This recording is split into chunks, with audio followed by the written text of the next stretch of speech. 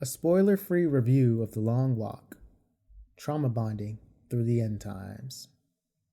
Set in an alternate reality where the US is under the control of an authoritarian regime, LOL, The Long Walk is a story about a group of young men who must march across the country and outlast one another for the chance to win untold riches. 50 boys, one from each state, must walk at a pace of 3 miles per hour until they are the last one left. If they fall below that speed for too long, they die. If they step off the concrete path, they die. If they stop to take a dump, they die. There are more ways to die than there are to win, but this heavy-handed metaphor for the poverty draft shows us that if you make people poor and desperate enough, then they might just risk it all. The first contestant we meet is a grungy, ill-mannered young man by the name of Ray, played by Cooper Hoffman. He's arguing with his mother, the prolific Judy Greer, as she very reasonably asks him to drop out of the death march. She cries while begging him to reconsider, and Ray does little to console her. In fact, he inflames the situation by berating her. It's only when they're about to part ways for the final time that he manages to show an ounce of humanity and gives her a conciliatory hug. From our first impression, it's hard to describe him as anything other than a mouthy, self-centered young man with contempt for the world. A dickhead. Though, as the story progresses and we see the relationships between Ray and the others develop, the softer, more righteous parts of him are unveiled. The man who manages to bring out the best in Ray and becomes his closest friend along the way is a self-assured foster kid by the name of Peter McVries, played by David Johnson. Please allow me to digress and heap praise upon the man, but if you don't know David Johnson, then you will soon. I first had the pleasure of seeing him on Industry, where he played Gus, an absolutely charming and deeply intelligent investment banker.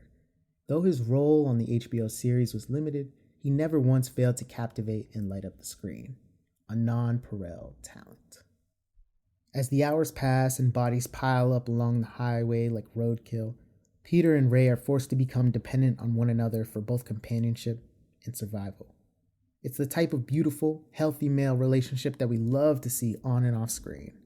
More than once, Peter saves Ray's ass, and later down the line, Ray repays the favor tenfold.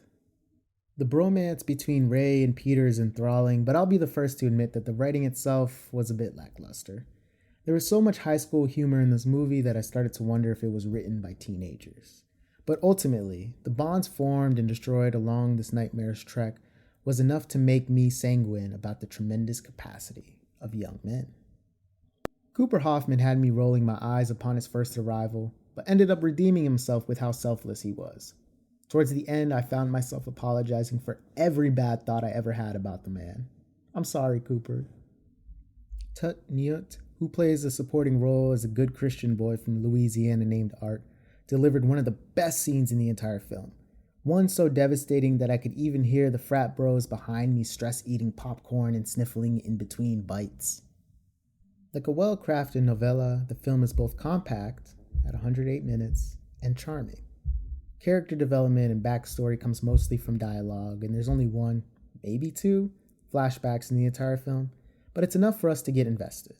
The gore is minimal, and despite it being based on a book by the king of horror, it's not as scary as you'd think.